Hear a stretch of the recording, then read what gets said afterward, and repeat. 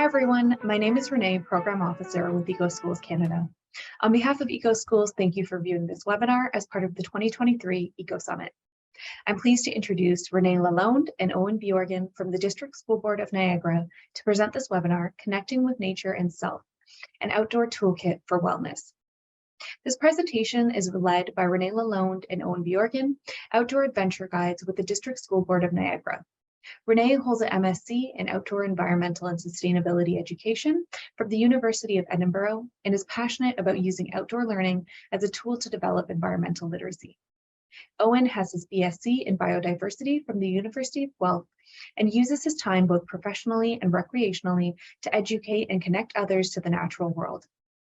This presentation will explore a variety of activities that can provide viewers with a toolkit they can use to explore their natural environment with a deeper sense of mindfulness and connectedness. Throughout this session, they will virtually explore the beautiful forests in the Niagara region and discuss how nature connection can benefit both the well-being of ourselves and the planet. Be sure to check out the accompanying worksheets for this webinar, which can be found linked in the description below and in the presentation schedule at ecoschools.ca/EcoSummit. We would also like to acknowledge that the EcoSummit has been made possible with support from Natural Resources Canada. We're glad to have you join us for this presentation, and now I will pass it over to Renée and Owen.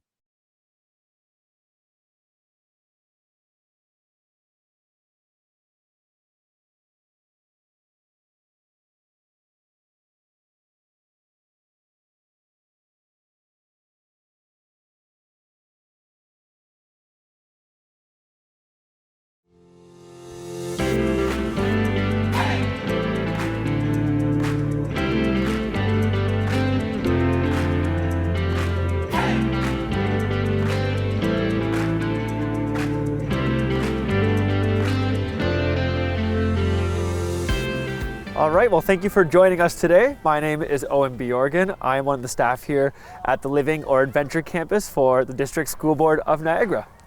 I'm Renée Lalonde. I am also an outdoor educator here at the District School Board of Niagara.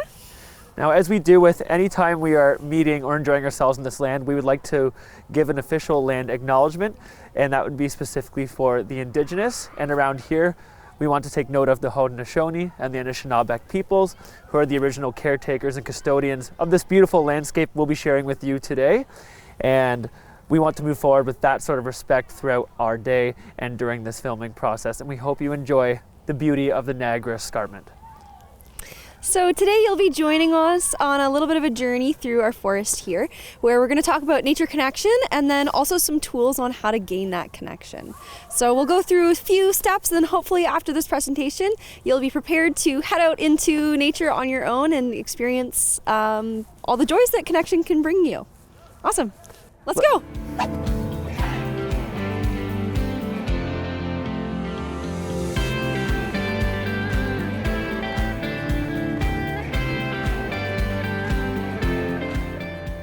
So we are standing here on the UNESCO-listed Niagara Escarpment, a very special place that we'll be sharing with you today while we're talking about wellness in nature and connecting with nature.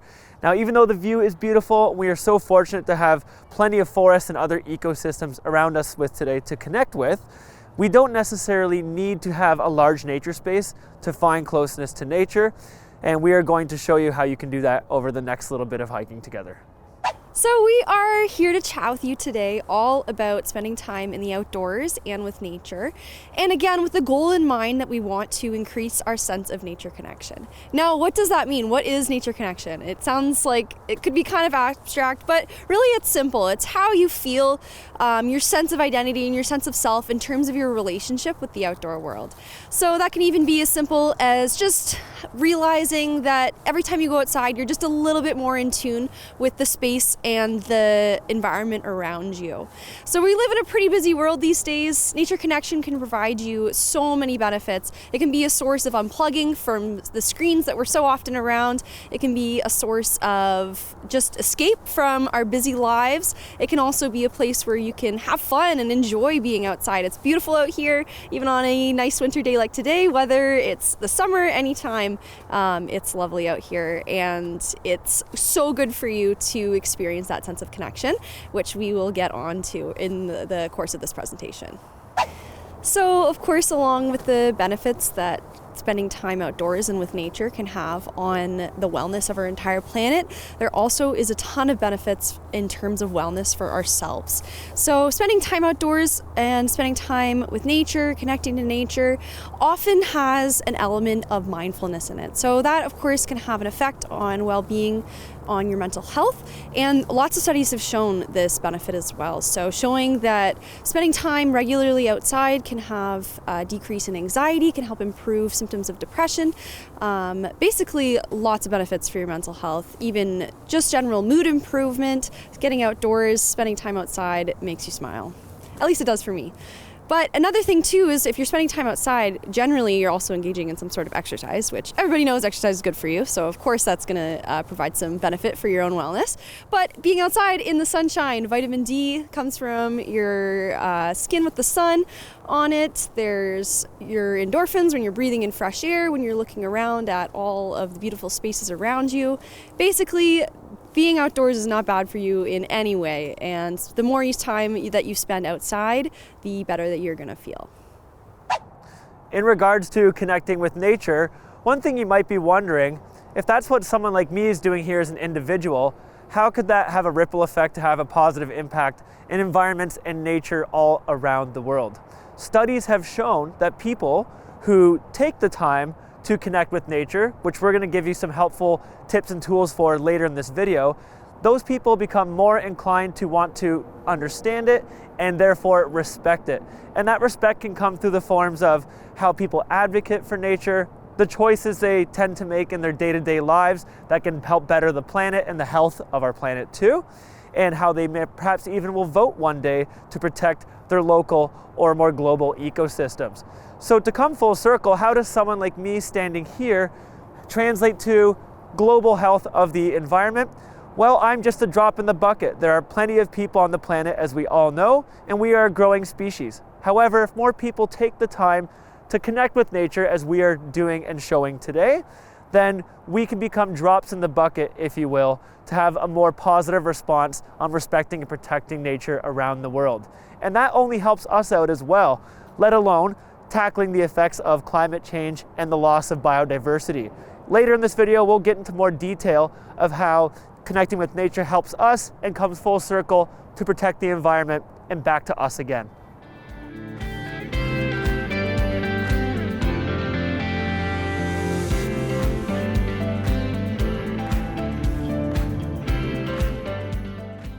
So connecting with nature does not necessarily mean going out into a wilderness setting, as we understand that many people don't have immediate access to such natural areas.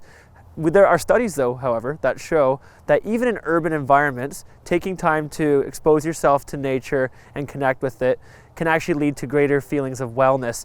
There are other studies that show that areas of higher biodiversity can also lead to enhanced feelings of wellness too. But again, you don't need to get far out of the city. It can be your local park. It can be the garden in your backyard. It can be a small conservation area embedded in a larger urban area. What we're trying to address here is that any type of nature is going to create a sense of wellness and presence. All right, Owen, so we've talked about some of the benefits now of connecting with nature. So now I think it's time that we get into it about how we can develop some tools in order to build that connection with nature with ourselves. And a really simple and one of our favorite tools that we're about to show you is called the sit spot. So Renée is going to find a wonderful sit spot and we're going to walk through how we are connecting with nature when going through such a thing. So as we move towards our sit spot, it's really all in the title. It's a spot and we are going to sit and we are going to relax. We're going to do our best to let everything go. The first step is quite simple. We've got to get outside and we've done fantastic at that already today. Step 2 is to find a place that sort of speaks to you or calls to you. There's no need to force this. There's no need to be too particular about where your sit spot is going to be. It just has to feel right for you. And then the third and final step is to actually sit down, maybe take a deep breath, and just focus on what you are about to do and how you are about to experience and connect with nature. We're going to show you one of our favorite sit spots here at the Walker Living Campus.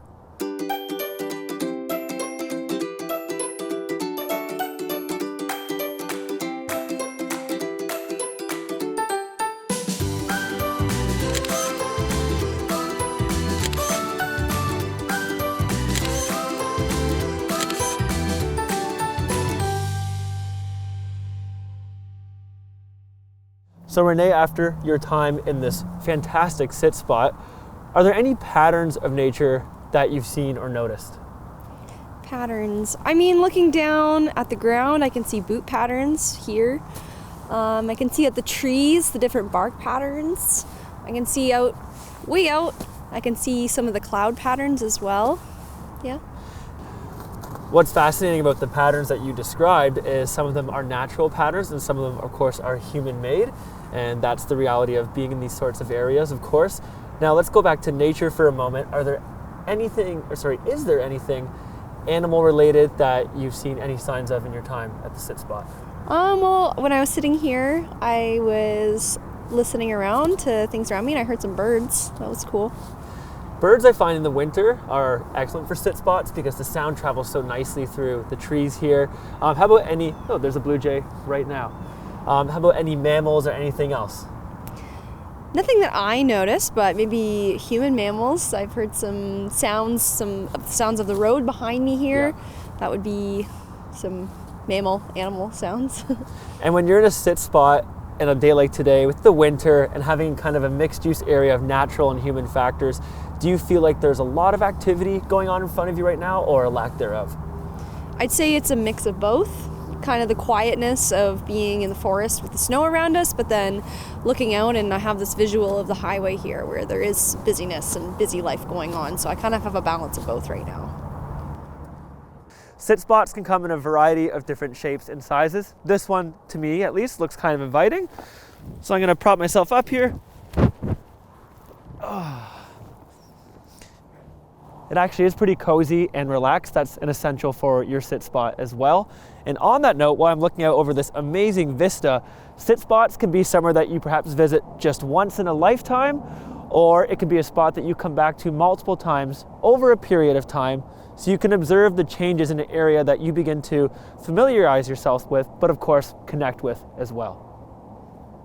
On the note of visiting sit spots, maybe once, or if you're visiting over a period of time, another thing you can do too to help you connect a little bit more to that place is to keep something like a journal where you record how it changes throughout the seasons, what things you notice during different weather, different times of the year, things like that.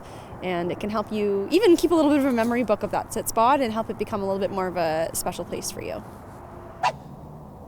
So there are other themes that you could incorporate into your sit spot. So for example, just looking for ways to slow down our thoughts and our mind's processes, because we are busy people, we are a busy species, and sometimes, for example, using a sit spot, we look for ways to just slow that down for a moment and kind of come back down to earth. So some themes you can incorporate into your sit spot. I could look for different shades of green, but of course this is winter, but imagine this lush forest in the summertime. Maybe I'm looking for different shades of brown. I can also sit here and look to where different animal habitats might be. I could come back to a spot like this and continually observe those habitats, like some of the holes I see in the large trees here, and maybe over different seasons, different themes or animals would emerge, of course. Believe it or not, you can also find examples of math in nature. Where are certain angles located? How are certain elements of physics playing out in this forest as trees lean on each other and rocks break free from the Niagara escarpment? Or perhaps how humans have transformed the landscape down below. Another thing you can do as an exercise to just slow down and take a moment is look at one of the many interesting leaves. For example, in this case, a white oak that we have here in this forest. And if you really stop to look closely at a leaf, these thousands of things that we step over every day in our lives, there's details that we may often forget or not include. So just to kind of trace your finger around a leaf, looking at the veins on it, what insect may have eaten this, which tree species did this come from? And when you're doing something like this and taking your time, you are again giving yourself permission to slow down, take your thought processes back down to a much more relaxed level. And again, that's one of the many benefits of a sit spot and connecting with nature. We've been happy to show you where some of our favorite sit spots are here on this property, but just remember, a sit spot is yours to make or create, and it will always bring you closer to nature and therefore yourself. And that touches on the whole concept of increasing wellness for ourselves and the entire planet. So you've seen some of ours, Now we're curious to know where some of your favorite sit spots might end up being, and we hope that you find some and that you feel the benefits of taking time to relax and enjoy these areas in nature near you. Now what we're going to show you, if you follow us a little further up the trail, is how you can get the similar experience, except this time without being totally still. We're going to be moving a little bit more this time. Follow us.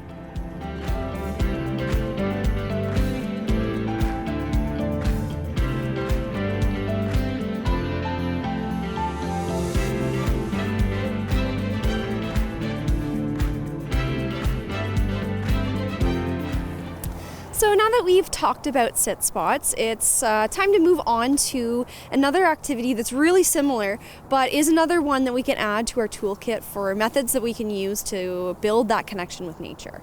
So this next activity is something that we call mindfulness walk. You can call it other things, but essentially it is a walking sit spot. So it's time that you have while you're moving that you can observe nature around you, focus on your own senses and how your body feels through movement. So this is a unique activity in, again, the sense that you are moving. So like a sit spot, it can be a regular route that you take, maybe even while you're walking your dog around the neighborhood, maybe a lap that you do while you're on recess at your schoolyard, maybe it's a new route that you do in a new place every now and again. Either way, it's, again, very similar to sit spot, and we're going to talk about some things that you can do with the mindfulness walk. So the first thing you want to do when you begin a mindfulness walk is right away start honing in on the sensation of what it feels like to walk. So we can start by taking some slow steps. You don't want to rush through your mindfulness walk. And first thing you can think of is kind of how it feels of putting your foot against the ground, how that contact between your foot and the earth is. You can feel how your legs move with each step. You can feel if there's any shifting in your body. Basically focusing on how your body is in motion.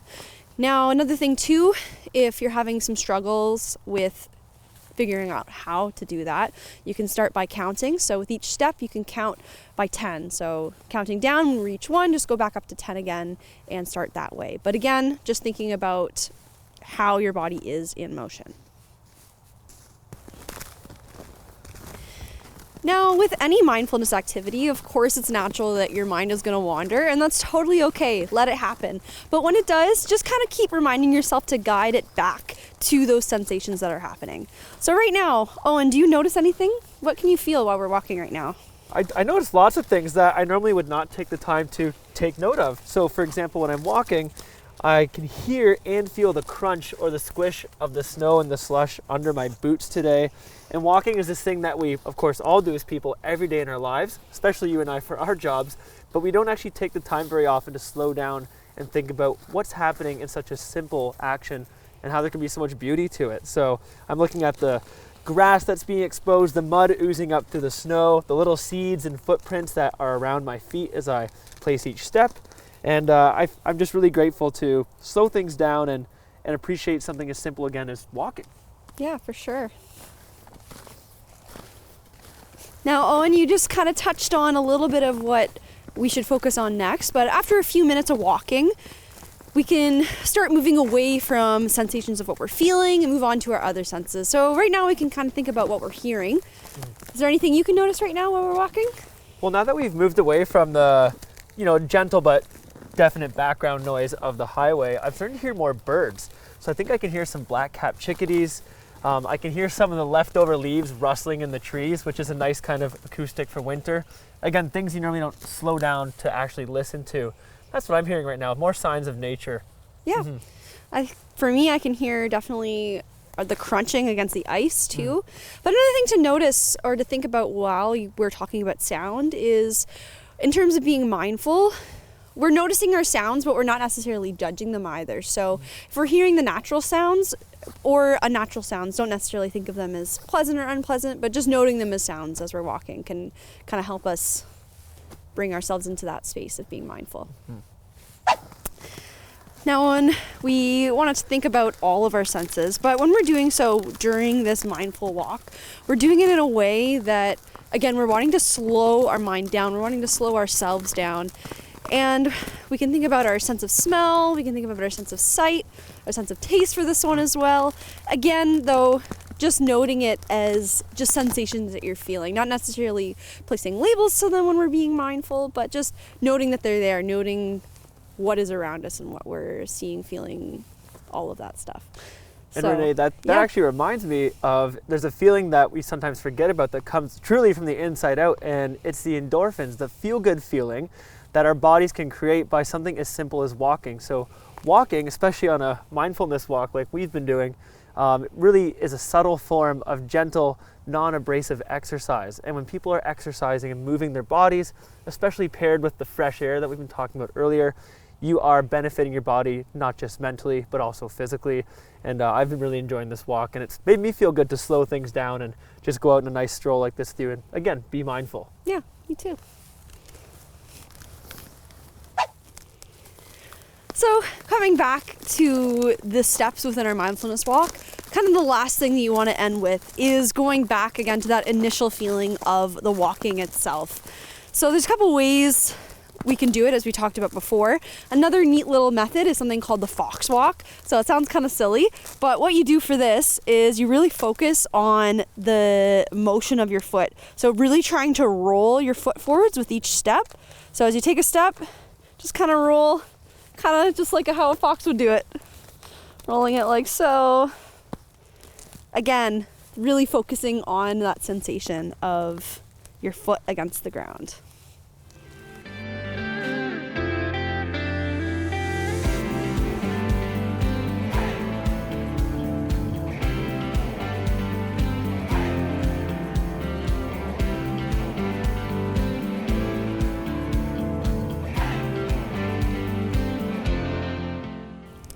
So that kind of concludes the whole process of a mindfulness walk.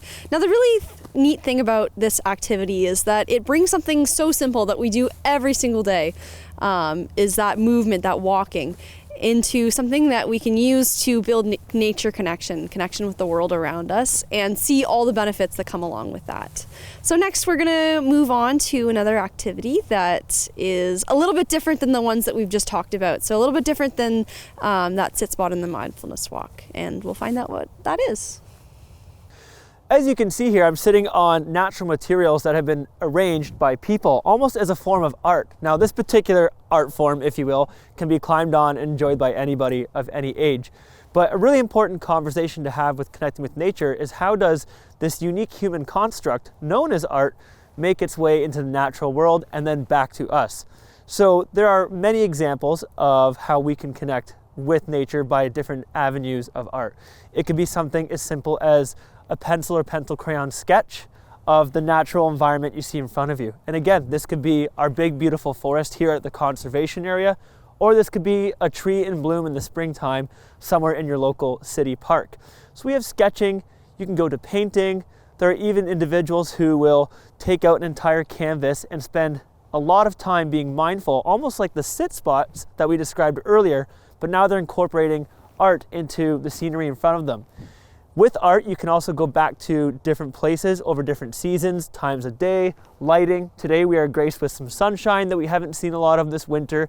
So the art experience of what you create is going to be different depending on the conditions that nature presents you with. And we've talked about visual art, but we can also not forget music. Lots of musicians are inspired by nature and the creativity that it stimulates within your mind. Because in nature there are so many colors, sights, smells, textures all around us, and shapes too.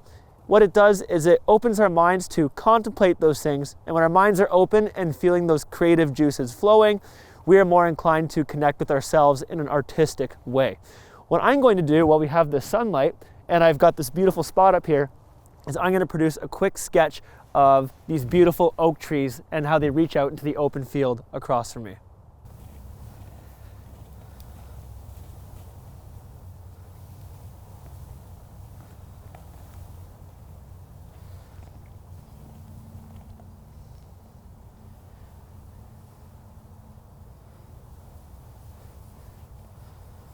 So although I've completed my sketch, there's another way that we can connect with nature through an art medium as well. Have you ever heard of ephemeral art? Which basically just means temporary art made out of natural pieces of the environment that does not hurt the environment, of course, while we are creating it. So that could be made with leaves, rocks, sticks and twigs, for example, mud even, or anything we can find in the environment around us. And it has to be something that will eventually return to nature as we let it be, but others may enjoy it too. It's an opportunity for us as people to feel present and to hone in on our artistic connection to nature as well. Now, on the note of ephemeral art, Renee over here seems to be creating something, and we should go check out what that is. So when you're using these natural materials to create your art piece, perhaps you're looking to create patterns such as spirals or grids, or you can make faces, something more personified, or perhaps you're making something that relates to nature itself. There are so many creative options, and it's healthy for our human brains to exercise these options which nature provides us with. Now on that note, Renee, this looks absolutely beautiful, super creative. What have you made here? What have you used? Here I have a little tree that I just quickly created using all natural materials, of course. It's made out of sticks and some leaves that I found from around me. Again, you don't have to overthink it. It can be something just as simple as recreating a picture on the ground made out of natural materials. So throughout this session, we provided you with 3 different activities that you can use as ways of building connection with nature. Now, we just want to reiterate that you do not need a space like this in order to do that successfully. Whatever you have at hand, whether it's a garden, whether it's a backyard, whether it's your neighborhood park, just a little bit of exposure, a couple times a week, as often as you can, does wonders for gaining that connection with nature. And on that note, Renee and I would like to thank you for joining us today and coming along for this journey. We hope that it was worth your time to join us and experience how we've connected with nature and how this incorporates wellness into our lives, but therefore for the entire planet. Thank you from Renee and I again and the DSBN. Take care.